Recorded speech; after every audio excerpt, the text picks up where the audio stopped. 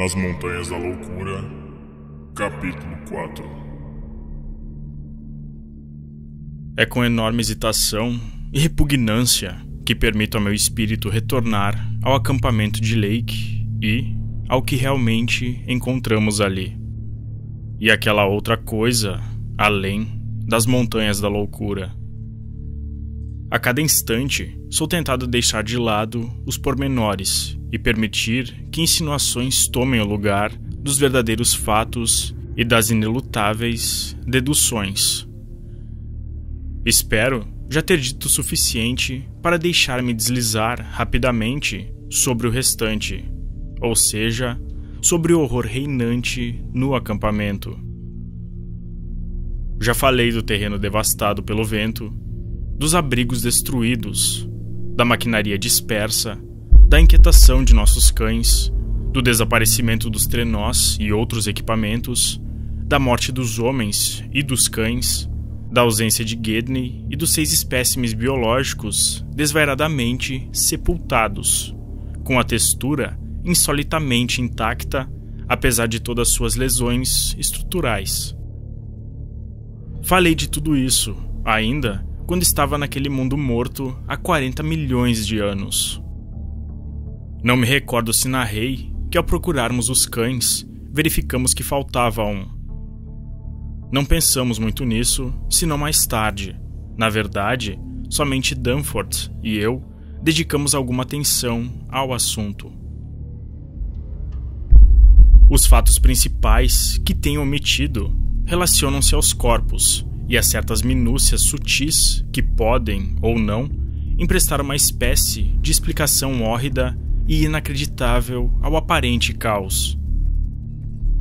Na ocasião, tentei manter as mentes dos homens afastadas dessas minúcias, pois era muito mais simples, mais normal, atribuir tudo a um excesso de demência por parte de alguns dos membros do grupo de Lake. Pelo aspecto do que víamos, aquele demoníaco vento das montanhas deveria ter sido suficiente para levar qualquer homem à loucura naquele centro de todo mistério e desolação do mundo. A anormalidade máxima, naturalmente, era o estado dos corpos, tanto dos homens como dos animais. Haviam estado, todos, envolvidos em algum tipo de terrível conflito e se encontravam despedaçados e mutilados de vários modos diabólicos e, ao todo, inexplicáveis. Até onde podíamos julgar, a morte ocorrera, em cada caso, por estrangulamento ou laceração. Os cães haviam, evidentemente, iniciado a confusão, pois o estado de seu cercado, mal construído, atestava que havia sido arrebentado à força e por dentro. O cercado tinha sido construído a certa distância do acampamento por causa da aversão dos animais por aqueles infernais organismos arqueanos, mas a preocupação parecia ter sido vã. Quando deixados a sós, naquele vento monstruoso, por trás de débeis paredes de altura insuficiente, deviam ter entrado em pânico, ou por causa do próprio vento, ou devido a um odor sutil e crescente emitido pelos espécimes tétricos. Entretanto, não importa o que aconteceu, foi algo terrível e violento. Talvez eu deva pôr de lado todo escrúpulo e dizer finalmente o que aconteceu, ainda que com uma categórica declaração de opinião, baseada nas observações de primeira mão e nas mais cuidadosas deduções, minhas e de Danforth, de que o então desaparecido Gedney não foi de modo algum responsável pelos horrores abomináveis que encontramos. Já disse que os corpos estavam horrivelmente mutilados. Devo agora acrescentar que alguns apresentavam incisões e subtrações, feitas do modo mais curioso, cruel e inumano que se possa imaginar. Não diferia o estado dos cães e dos homens. Todos os corpos mais saudáveis, de mais corpulência, quadrúpedes ou bípedes, tinham suas massas de tecido mais sólidas cortadas e removidas, como que por um hábil carniceiro. E em torno das mutilações havia um estranho derrame de sal, tirados dos despedaçados baús de víveres nos aviões, que provocavam as mais horrendas associações. A coisa havia ocorrido em um dos improvisados hangares do qual o avião tinha sido retirado, e mais tarde os ventos haviam apagado todas as marcas que poderiam ter proporcionado alguma teoria plausível. Os pedaços dispersos de roupas, arrancadas violentamente dos homens dilacerados, não ofereciam quaisquer pistas. É inútil aludir à nossa impressão de termos visto leves pegadas na neve em um canto protegido do cercado em ruínas, pois essa impressão não dizia respeito absolutamente a pegadas humanas, mas estava claramente influenciada por todas as referências às marcas nos fósseis que o pobre Lake havia feito durante as semanas precedentes. Era preciso ter cuidado com a imaginação perto daquelas colossais montanhas da loucura. Como já relatei, verificamos por fim que Gedney e um cão haviam desaparecido. Quando chegamos àquele terrível abrigo, tínhamos dado pela falta de 2 cães e de 2 homens, mas a barraca de dissecação, relativamente intacta, na qual entramos depois de investigarmos os monstruosos túmulos, tinha algo a revelar. Não estava como Lake a deixara, pois as partes cobertas da monstruosidade primal haviam sido removidas da mesa improvisada. Com efeito, já havíamos percebido que uma das 6 coisas imperfeitas e estranhamente enterradas que encontráramos, aquela que apresentava o vestígio de um cheiro peculiarmente odioso, devia constituir os fragmentos reunidos da entidade que Lake havia tentado analisar. Sobre a mesa do laboratório e em torno dela estavam espalhadas outras coisas, e não foi preciso muito tempo para adivinharmos que aquelas coisas eram as partes dissecadas, com cuidado, mas sem habilidade, de um homem e de um cão. Quero poupar os sentimentos dos sobreviventes, omitindo qualquer menção à identidade desse homem. Os instrumentos anatômicos de Lake haviam sumido, mas havia sinais de que tinham sido cuidadosamente levados. O fogão a gasolina também havia desaparecido, ainda que em torno de seu lugar encontrássemos um curioso acúmulo de fósforos. Enterramos as partes humanas ao lado dos outros 10 homens, e as partes caninas juntamente com os demais 35 cães. No que dizia respeito às estranhas manchas na mesa do laboratório, assim como ao monte de livros ilustrados manuseados com rudeza e que estavam dispersos ali por perto, estávamos espantados demais para lhes dar atenção. Isso constituía o pior do horror encontrado no acampamento, mas havia outras coisas igualmente enigmáticas. Era impossível conjecturar, de maneira sã, a respeito do desaparecimento de Gedney, do cão, dos 8 espécimes biológicos intactos, dos 3 trenós e de certos instrumentos, livros técnicos e científicos, ilustrados, materiais de escrita, lanternas elétricas e pilhas, alimentos e combustíveis, fogão de aquecimento, barracas de reserva, agasalhos de pele e outras coisas. Da mesma forma, não havia explicação imaginável para as manchas borradas de tinta em alguns pedaços de papel e para os sinais de experimentação por estranhos em torno dos aviões e de todos os demais dispositivos mecânicos, tanto no acampamento como no local da perfuração. Os cães pareciam detestar aquela maquinaria singularmente dispersa. Havia, ainda mais, a mixórdia na despensa, o desaparecimento de certos víveres e a pilha desarmoniosamente cômica de latas, abertas de maneira mais inverossímil e nos lugares mais improváveis. A profusão de fósforos espalhados, intactos, quebrados ou consumidos, representava outro pequeno enigma, da mesma forma que as 2 ou 3 lonas de barracas e agasalhos de pele que encontramos jogados a esmo, com cortes estranhos, causados, ao que podíamos imaginar, por desajeitados esforços para adaptações inimagináveis. Os maltrates dispensados aos corpos humanos e caninos, bem como a louca sepultura dada aos espécimes arqueanos danificados, pareciam fazer parte da mesma loucura desintegradora. Pensando justamente na possibilidade de vir a ocorrer a situação atual, fotografamos cuidadosamente todos os principais indícios de desordem delirante do acampamento e usaremos essas imagens para reforçar nossas súplicas para que seja assustada a partida da proposta expedição Starkweather-Moore. A primeira coisa que fizemos, após a descoberta dos corpos no abrigo dos aviões, foi fotografar e abrir a fileira dos túmulos loucos com os montículos de neve de 5 pontas. Não pudemos deixar de observar a semelhança entre aqueles montículos monstruosos com seus aglomerados de pontos agrupados e a descrição que o pobre Lake havia feito das estranhas esteatitas esverdeadas. E quando topamos com algumas das próprias esteatitas na grande pilha de minerais, achamos a semelhança realmente bastante acentuada.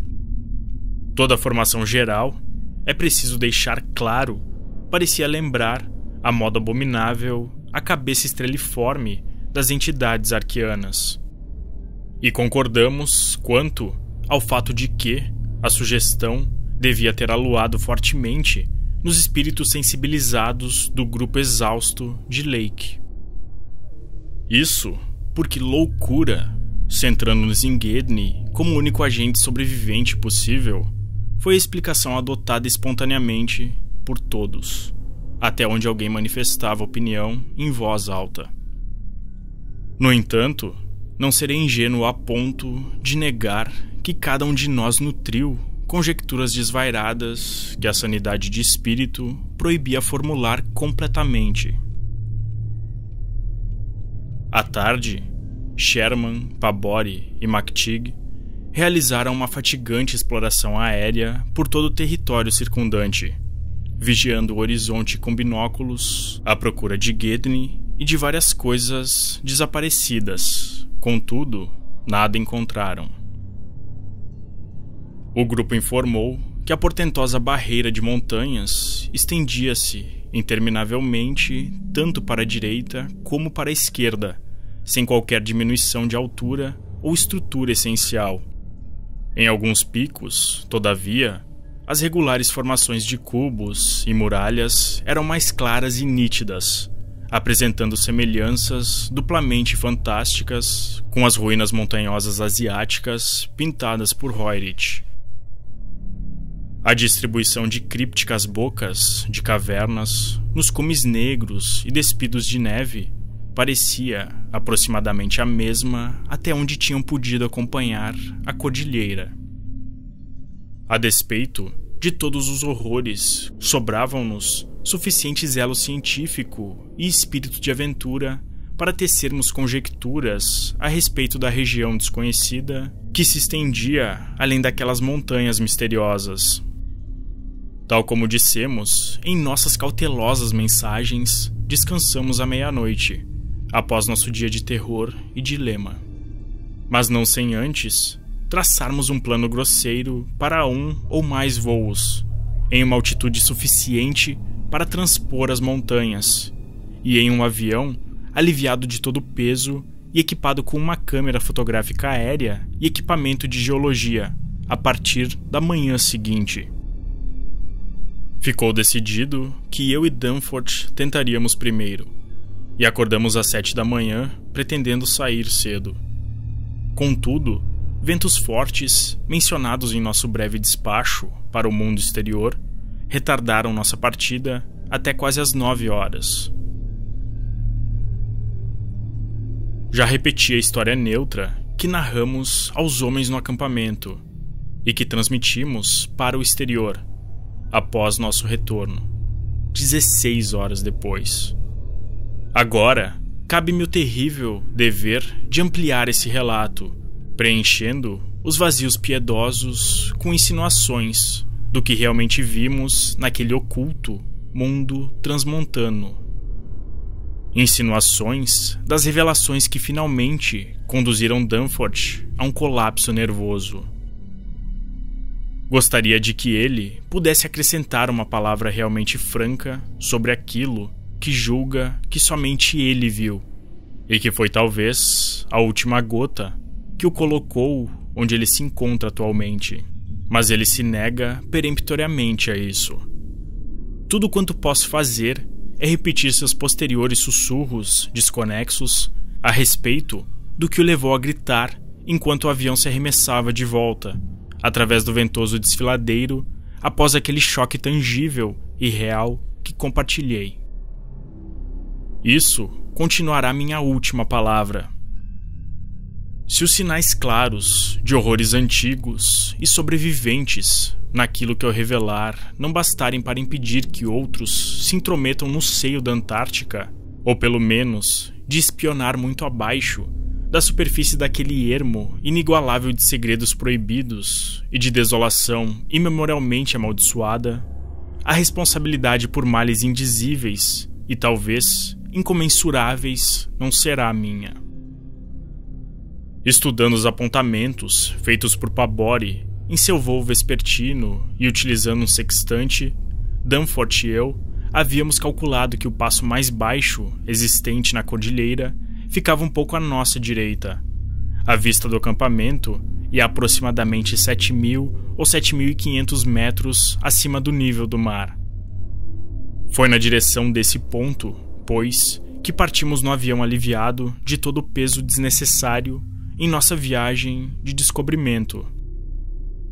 O acampamento propriamente dito, situado em contrafortes que rompiam de um alto planalto continental, estava a cerca de 3.600 metros de altitude. Por conseguinte, a ascensão necessária não era tão grande quanto podia parecer.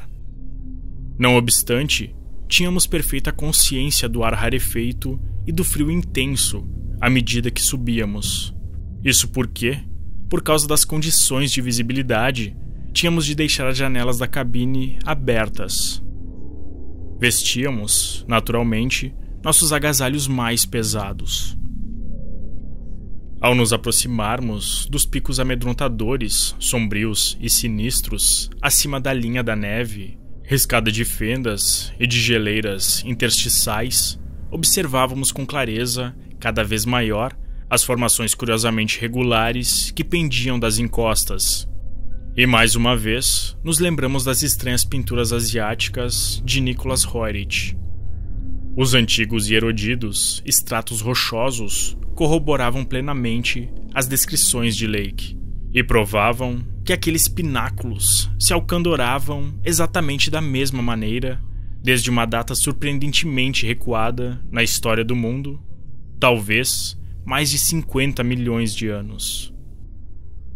Quão mais altos teriam sido um dia era inútil tentar conjecturar, mas tudo, em torno daquela região estranha, apontava para obscuras influências atmosféricas desfavoráveis à mudança e calculadas para retardar os habituais processos climáticos de desintegração de rochas.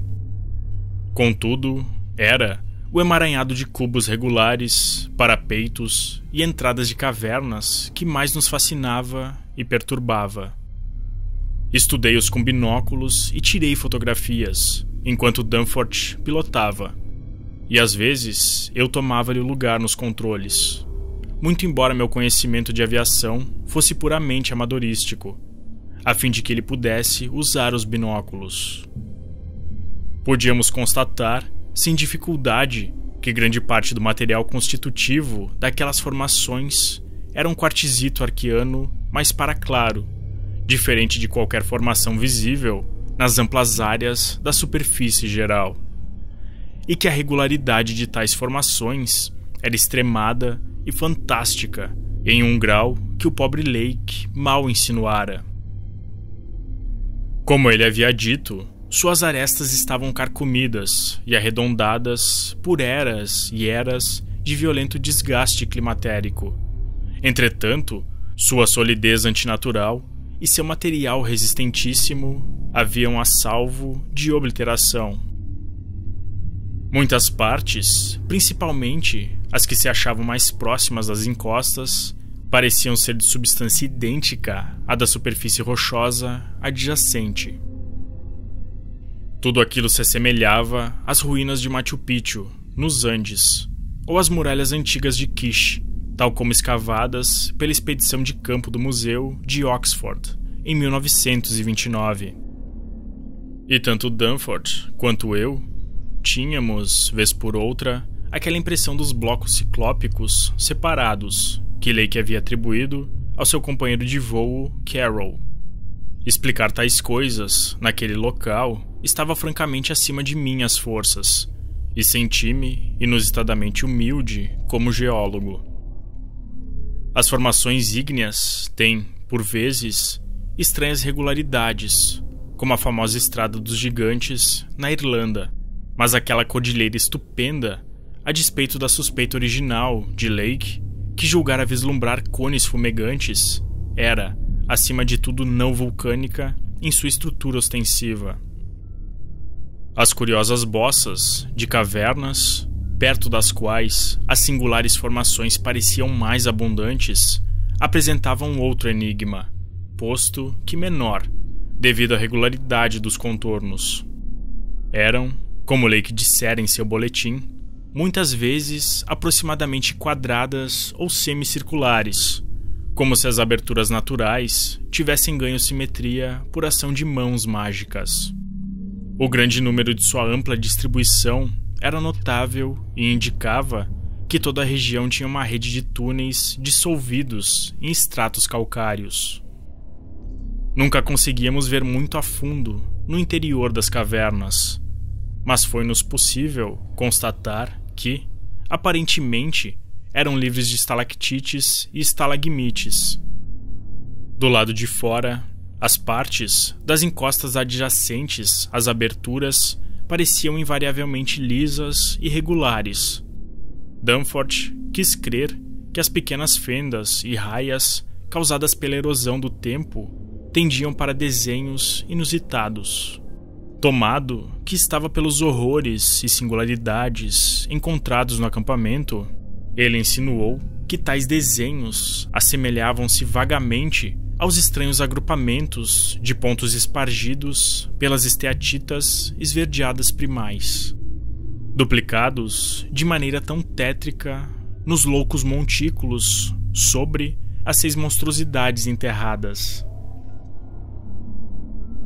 Gradualmente, havíamos passado a sobrevoar os contrafortes mais altos e nos dirigíamos na direção do passo relativamente baixo que havíamos escolhido. À medida que avançávamos, olhávamos de vez em quando para a neve e o gelo da rota terrestre, imaginando se nos teria sido possível tentar a exploração com o equipamento mais simples do passado. Para certa surpresa nossa, constatamos que o terreno era longe de difícil, como de hábito, e que apesar das fendas e de outros pontos mais trabalhosos, não seria provável que impedissem o avanço dos trenós de um Scott, um Shackleton ou um Amundsen. Algumas das geleiras pareciam conduzir a desfiladeiros desnudados pelo vento, com uma singular continuidade, e ao chegarmos ao passo que havíamos escolhido, verificamos que ele não constituía exceção. Nossa sensação de tensa expectativa, ao nos prepararmos para contornar a crista e contemplar um mundo virgem, não pode de modo algum ser descrito com palavras. Muito embora nada nos autorizasse a crer que as regiões além da cordilheira fossem, em essência, diferentes das que já tínhamos visto e atravessado. O toque de maligno mistério que existia naquelas montanhas colossais e no verdadeiro mar que era o céu opalescente, vislumbrado entre seus cumes, era uma questão altamente sutil e rarefeita, que não podia ser explicada com meras frases. Ao invés disso, era algo de um vago simbolismo psicológico e de associação estética, uma coisa provida de mistura de poesia e pintura exótica, com mitos arcaicos ocultos em tomos misteriosos e proibidos. Até mesmo a força do vento encerrava um veio de consciente malignidade, e por um segundo pareceu que o som heterogêneo incluía um esdrúxulo assovio ou silvo musical que cobria várias oitavas, enquanto o vendaval ribombava pelas onipresentes e ressoantes bocas de cavernas. Havia um tom nebuloso de repugnância reminiscente nesse som, tão complexo e indefinível quanto todas as demais impressões de malefício. Estávamos agora, após uma lenta ascensão, a uma altitude de 7.070 metros, segundo o aneroide, e com isso havíamos deixado a região das neves definitivamente distante. Ali no alto havia apenas encostas escuras de rochedos nus, e ali começavam a surgir as geleiras sulcadas, as quais a presença daqueles estranhíssimos cubos, parapeitos e silvantes bocas de caverna acrescentavam augúrio de antinatural, de fantástico e de onírico. Contemplando a linha dos altos picos, julguei divisar aquele que tinha sido mencionado pelo pobre Lake, encimado de maneira exata por uma muralha. Parecia estar meio perdido em uma insólita névoa antártica.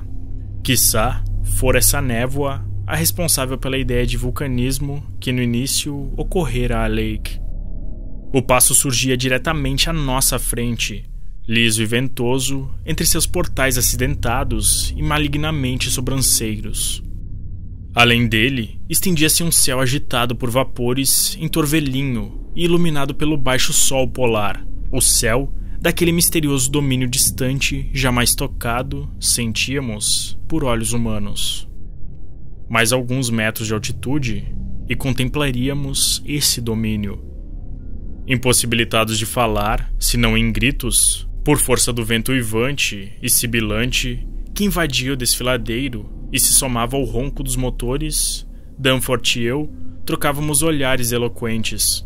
E foi então que, havendo galgado esses poucos metros, realmente lançamos o olhar sobre a barreira colossal e contemplamos os segredos ignorados de um mundo antigo e inteiramente alienígena.